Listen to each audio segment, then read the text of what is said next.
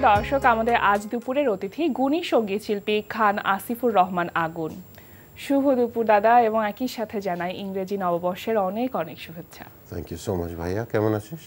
খুব ভালো আছি, আপনি কেমন আছেন? ভালো। আপনাকে পেয়ে খুবই ভালো লাগছে। Thank you. আজকে নতুন বছরের প্রথম একটা দিন এবং প্রথম দুপুর, অবশ্যই একটু জানতে চাইবো শুরুতেই যে কিভাবে শুরু হলো সকালটা। সকাল প্রতিদিনের যেভাবে শুরু হয় সেভাবেই শুরু হয়েছে, নাথিং স্পেশাল। মানে কোনো নতুন রকম ভাবে নতুন বছরকে উদযাপন করে নেওয়ার জন্য কোনো কিছু কি করা হয়েছে? না না, মানে এটা কি 31st উদযাপনের কথা বলা হচ্ছে? ওগুলো আসলে যে বয়সে ছিল ওই বয়সটা আসলে পার হয়ে গেছে আমার। আর আমি বরাবরই সারা জীবন একটু এই পার্টি ঘেঁষা কম ছিলাম। ওকে, মানে একটু আপগ্রেডেড পার্টি টার্টি যেগুলি হয় ওগুলি আমাকে খুব একটা টানতো না ছোটবেলা থেকে, কেন জানি, আই ডোন্ট নো। হয়তো এমন হতে পারে যে এটা আমাদের সংস্কৃতির বাহিরে বলে। না, সংস্কৃতির জন্য না। এইসব পার্টি আমার বাসায় আমি যখন ছোট তখন থেকে প্রতিদিনই দেখেছি এইসব পার্টি আমার আব্বার। মানে এটার সাথে একটা অভ্যস্ততা ছিল। এগুলো নতুন কিছু না, সেই জন্য যে 31st অটোমেটিক বিকাশ করতে সেট করুন অটোপে। বিকাশ থাকলে আর কি লাগে। সবকিছু মিলিয়ে গত বছরটা অর্থাৎ 2023টা কেমন ছিল? 2023টা ছিল কামব্যাকের মানে বছর, বিকজ কোভিডের পরে তো একটু বিল্ড আপ হলো, এখন তো আলহামদুলিল্লাহ সব শুরু হয়ে গেছে। তো এটা বিল্ড আপের বছর ছিল আসলে গত বছর। আর আপনার কাজের ক্ষেত্রে? কাজ তো আমি একটা বড় প্ল্যান নিয়ে আছি, একটা গানের, অবশ্যই গান, সেটা একটু বড় সড়ো একটা বিস্ফোরণের অপেক্ষায় আছি। যদি সব কিছু ঠিকঠাক হয় তাহলে বিস্ফোরণটা যে কোনো দিন হবে। আচ্ছা, মানে সেটা কি আপনার নিজের কাজের ক্ষেত্রে না আমার সুর করা, আমার গাওয়া। ও, রাজবাবু আমার এক ছোট ভাই, ওর লেখা এই গানটা নিয়ে আমরা একটা প্রজেক্ট নিয়ে আছি, একটু বড় করে একটা প্রজেক্ট করার প্ল্যান আছে আমাদের। হয়ে গেছে প্রায় 60% ডান, 40% হয়ে গেলে হয়ে যাবে কাজ। এমনি সাধারণত কি খুব বেশি ব্যস্ত থাকে, নিজেকে বেশি ব্যস্ত রাখা? না, আমি আমার এই জীবনে কখনোই খুব ব্যস্ত ছিলাম না, এবং আমি ব্যস্ত অত হতেও চাই নাই কোনোদিন। যেরকম আমি সবসময় এটা মানে কাজ করতাম যে একটা বয়স ছিল, ঠিক আছে, যখন 21, 22, 23, 24 এরকম ছিল, তখন এরকম হচ্ছে যে চিটাগং থেকে এসছি ভোরে, ঢাকায় এসে গোসল করে আবার ওই গাড়িতেই রওনা দিয়েছি হয়তো আরেক জেলায়।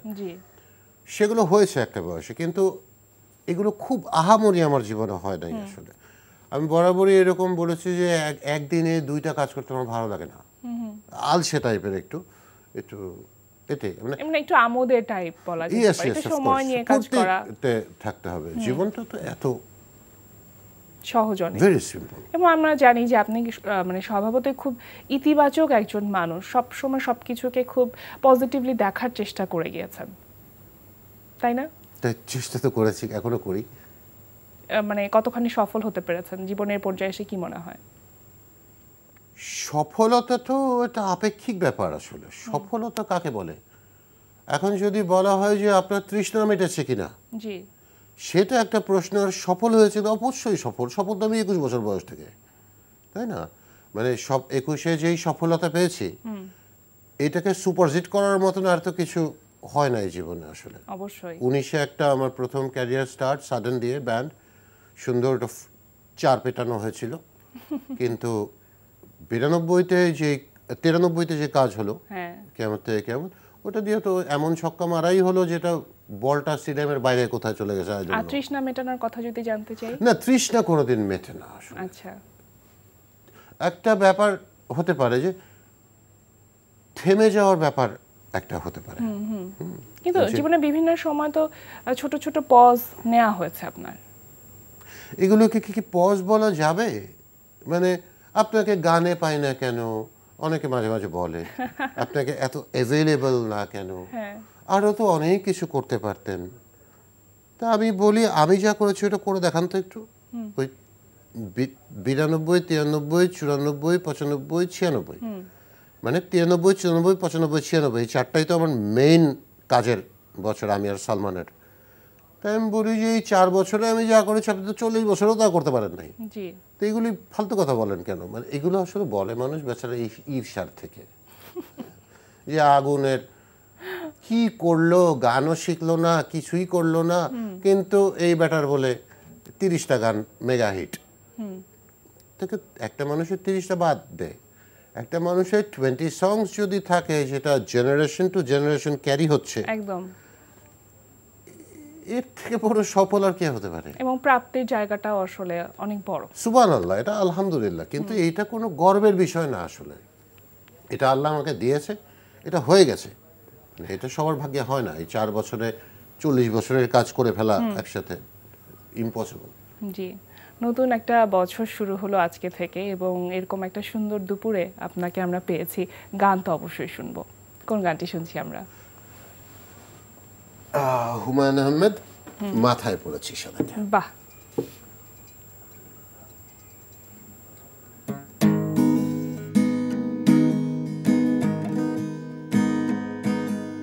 মাথায় পড়েছি সাদা ক্যাপ, হাতে আছে অচেনা শহরের ম্যাপ। ও, মাথায় পড়েছি সাদা ক্যাপ, হাতে আছে অচেনা শহরের ম্যাপ।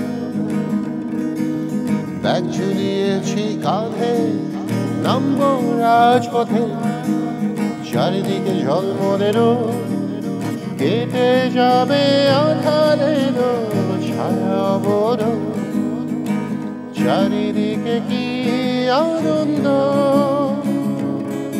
অতি তুচ্ছ পতঙ্গের অপূর্ব জীবন, হয়তো শিশির করারও আছে শুধু তার একান্ত একা আনন্দেরই ক্ষণ।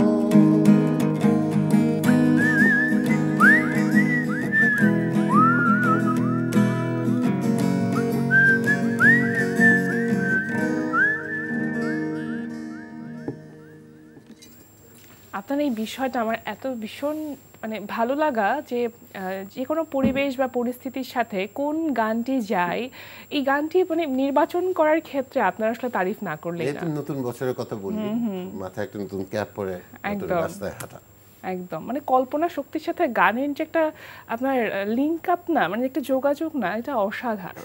Thank you. মানে জীবনটা তো আসলে একদিক থেকে বিচার করলে অনেক ছোট, আবার আরেক দিক থেকে বিচার করলে অনেক বড়। কাজ করার সময় আসলে অনেক, কাজ করার সময় অনেক। একটা মানুষ নর্মালি বাঁচে কতদিন?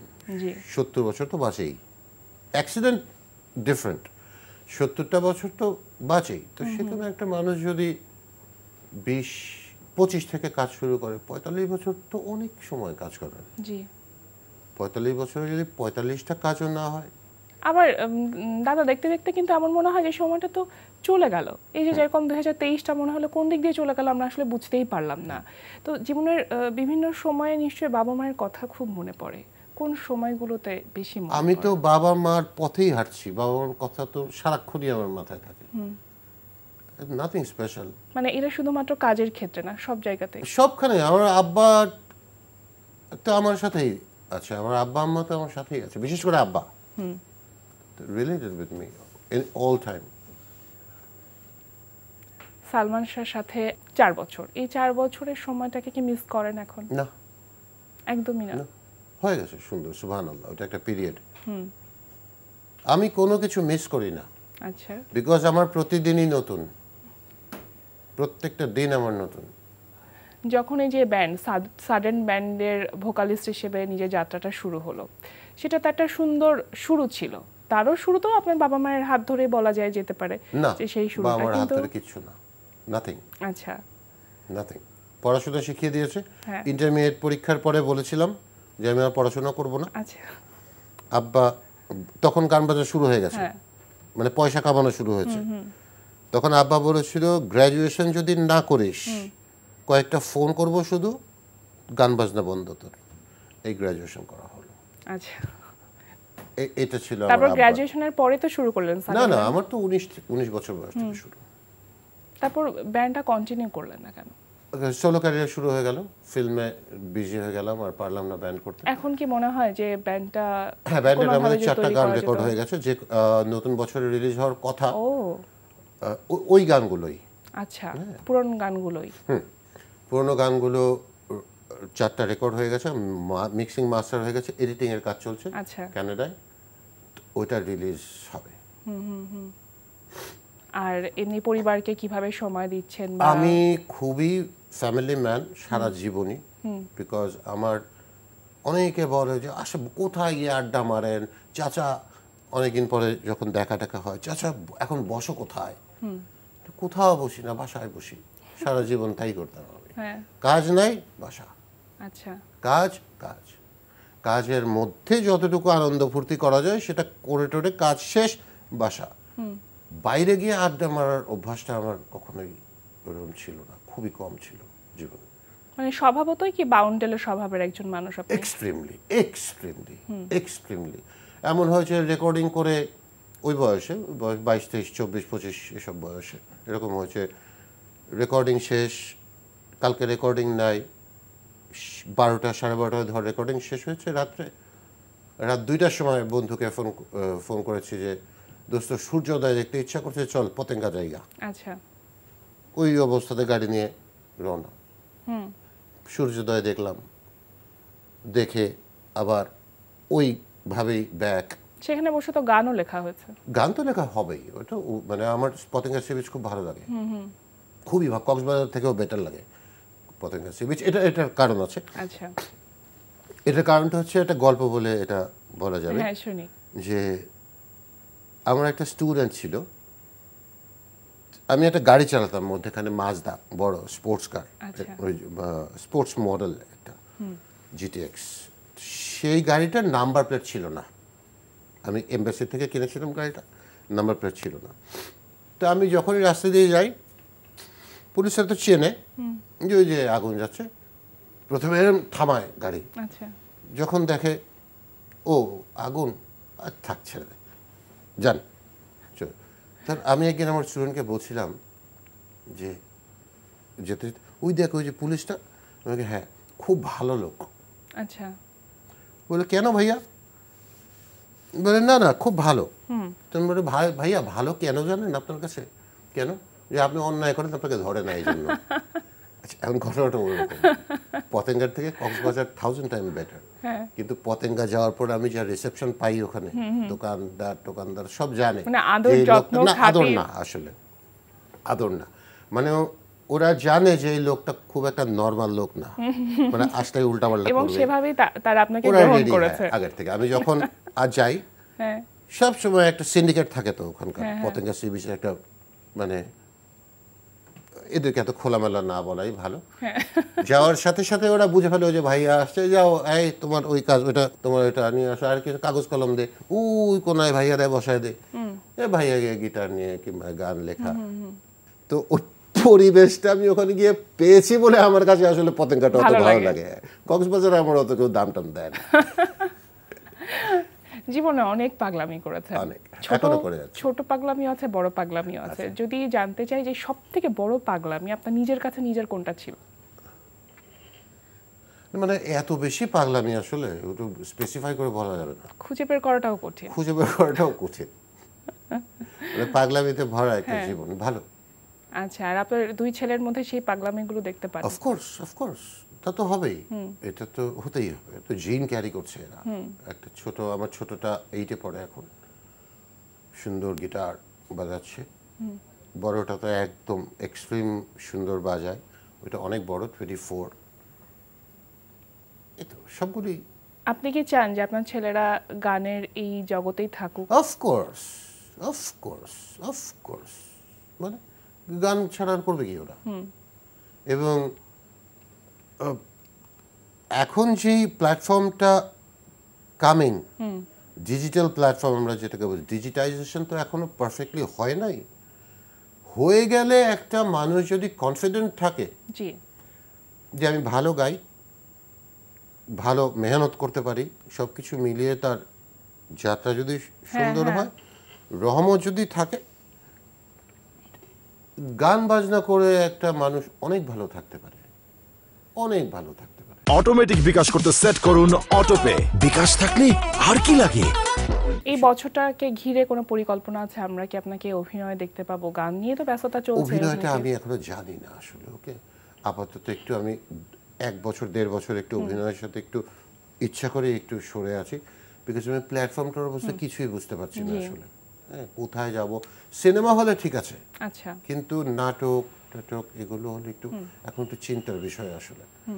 কোথায় যাব? ওটিটিতে যাব না এই যাব, বিকজ চেঞ্জ হচ্ছে তো জিনিসটা। মানে বিভিন্ন রকম দ্বিধাদ্বন্দ্বের মধ্যে দিয়ে আসলে এগোচ্ছে। এখন দ্বিধাদ্বন্দ্ব আছে, দ্বিধাদ্বন্দ্ব কেটে গেলে সব সুন্দর হয়ে যাবে, কোনো ঝামেলা নেই। সুন্দর একটি দুপুর কাটালাম আপনার সাথে, দুর্দান্ত একটা আড্ডা হলো। আমার কাছে মনে হয় সময়টা আরেকটু লম্বা হলে বেশ ভালো হতো। সবশেষে একটি গান শুনতে চাইবো।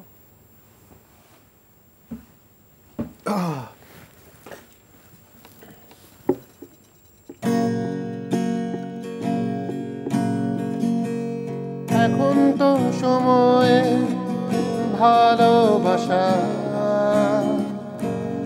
এ দুটি হৃদয়ে কাছে আসা, তুমিও একা আমিও যে একা, লাগে যে ভালো। ও প্রিয়, ও প্রিয়, এখন তো সময়ে ভালোবাসা এ দুটি হৃদয়ে কাছে আসা, তুমিও একা আমিও যে একা, লাগে যে ভালো। ও প্রিয়, ও প্রিয়, ও প্রিয়, ও প্রিয়, ও প্রিয়।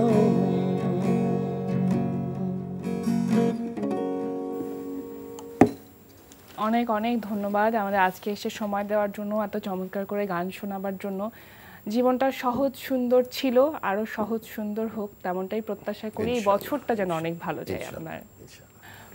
প্রিয় দর্শক, আমরা চলে এসেছি অনুষ্ঠানের শেষ প্রান্তে। অনুষ্ঠান সম্পর্কে আপনার মতামত জানাতে মেইল করুন আজ দুপুরে @ntvbt.com-এ। বিশ্বের যে কোনো প্রান্ত থেকে যে কোনো সময় আজ দুপুরে দেখতে ভিজিট করুন আমাদের পূর্ণাঙ্গ ওয়েব পোর্টাল www.ntvbt.com। এছাড়া এনটিভির সব জনপ্রিয় অনুষ্ঠান ও খবরের আপডেট পেতে ভিজিট করুন আমাদের ইউটিউব চ্যানেল ও ভেরিফাইড ফেসবুক পেজে। সবার মঙ্গল কামনায় আজকের মতো এখানেই শেষ করছি। শুভ দুপুর।